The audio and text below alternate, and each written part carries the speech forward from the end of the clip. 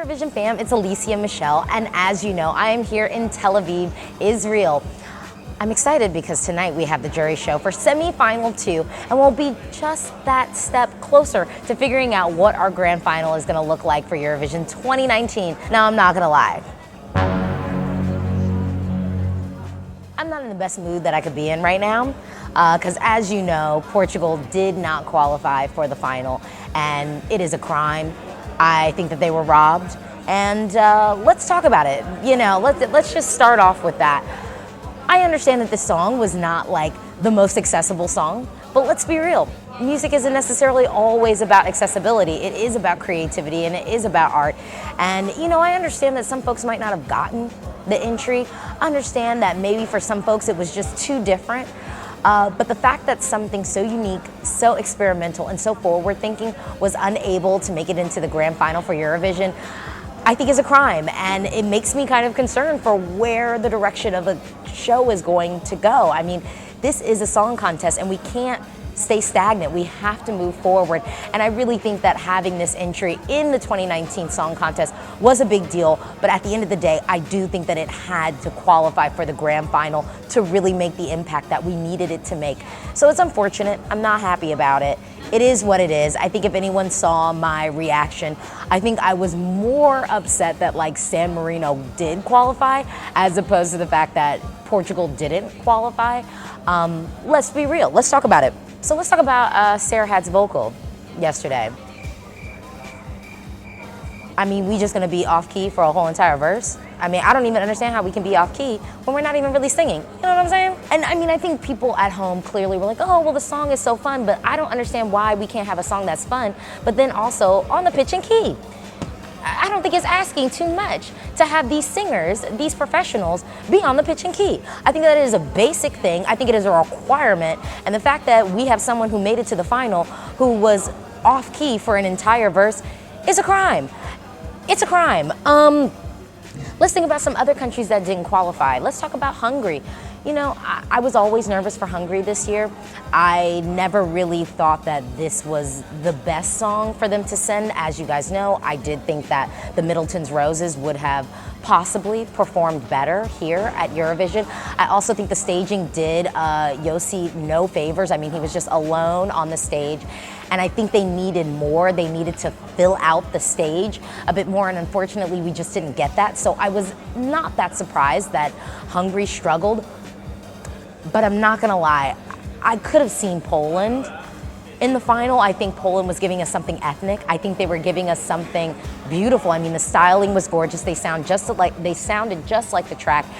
And you know, I feel like it is an entry that we kind of love to see at Eurovision because it is ethnic, but then it was also really forward thinking. But I understood why that song would be divisive for folks, and that's why I always sort of had Poland on the fence, and it in fact was. Now, another country that I had on the fence was Estonia, and Estonia did make it through to the final. I always really liked this song. Before coming here to Tel Aviv, I did think that Estonia would qualify. The only thing that made me nervous about Estonia qualifying was the fact that during some of the rehearsals and run-throughs, Victor's vocal was not the best. He did seem to be straining a little bit, and we weren't able to get that effect. Now, of course, in the jury show, we were able to get the effect, and then, of course, during the semifinal, we were able to get that effect, which is great. So, I mean, he rightfully so did make it through. I'm not that mad about Estonia making it through, but I will be honest, I think that although we want to root for San Marino, although we want to root for that entry and that song, and it's always been a struggle for San Marino to qualify for the final, I do still think that this year it was just too competitive and strong of a year for them to make it through, because even though the song is not horrible, and it's not horrible, were there stronger songs? Without a doubt. Were there stronger vocal performances on the evening? Without a doubt. But here we have San Marino in the grand final for Eurovision 2019. Whatever. Let's talk about our other finalists, Greece. I loved it. I did see some comments on my stream where some folks were kind of hating on Greece. I don't understand that at all. I think Greece has one of our stronger entries this year. I think the song is very now. I think Katerin sounded amazing. And I actually really like the staging. I think they're taking a risk with the staging. But I do think that it's a risk that I'm willing to see taken because it was really clean and it is different, and we need a vocal that's gonna be flawless, and that's what we got. I was happy. I don't know about you. I was happy. Greece was killing it. Now Belarus. You know that Belarus was not one of my favorites coming into the competition in Tel Aviv. And then basically Zena won me over. I think she's just up on that stage killing it. And I told someone that I would honestly not be surprised if Belarus actually had more points than Cyprus. I know, that sounds crazy, right? You totally don't believe me. I know you don't believe me. No, really, I would not be surprised if Belarus had more points than Cyprus because she's just on stage selling that act. Now, yes, do I wish that her outfit was a little bit more age appropriate? Do I think we had some dancers that were a little bit more age appropriate? Yes, because I think that this is a cute bop song.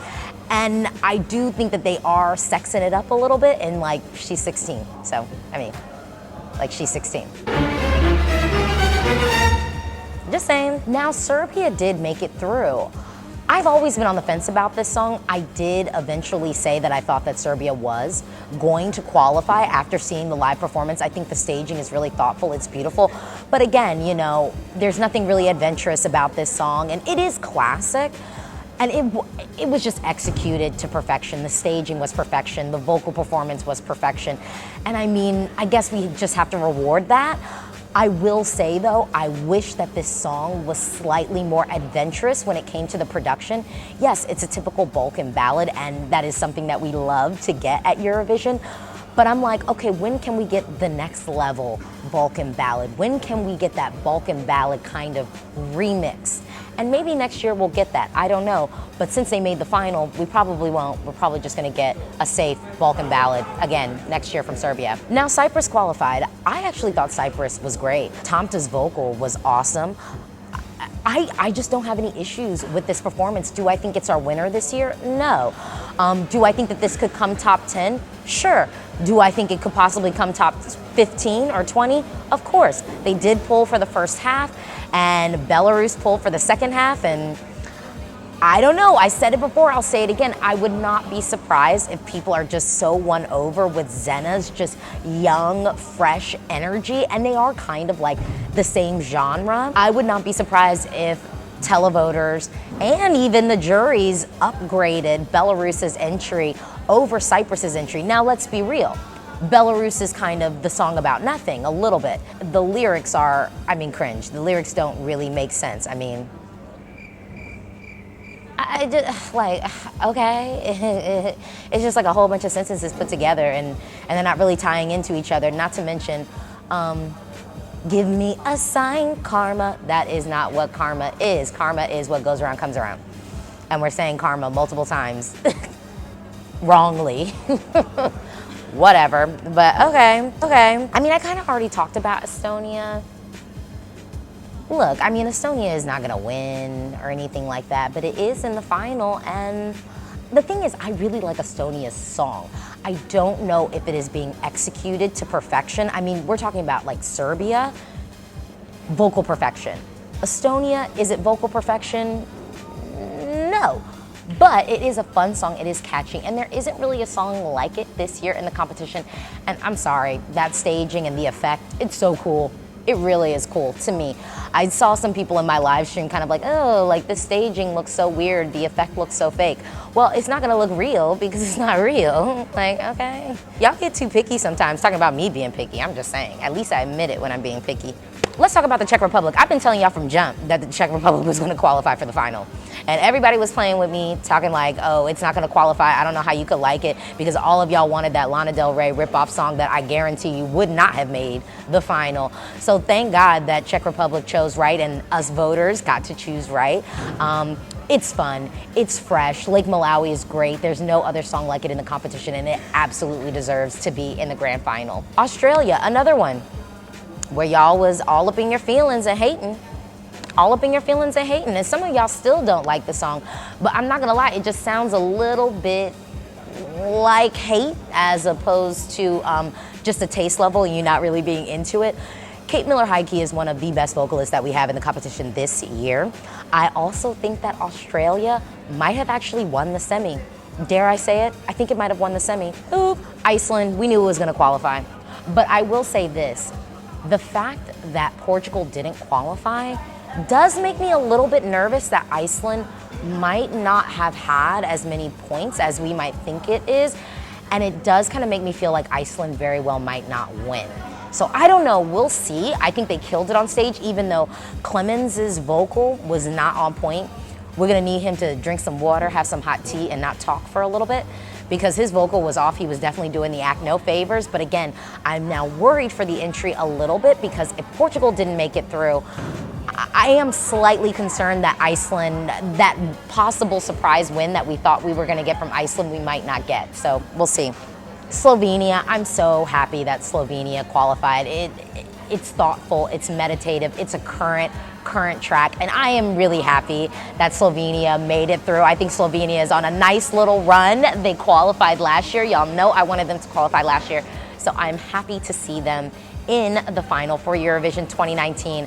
And I don't know, I don't really have any other words on San Marino. At the end of the day, there were better songs, there were better vocal performances on the night, and this was like highway robbery in its purest form. So, yep.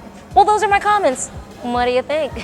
Talk to me in the comments below. Do you agree with me? Talk to me in the comments below. Do you disagree with me? That's okay too. Talk to me in the comments below. This is a conversation, and you know it. I am so excited for Eurovision 2019. Don't forget to like and to subscribe. I'm here in Tel Aviv, so you know I got more content coming for you. Bye.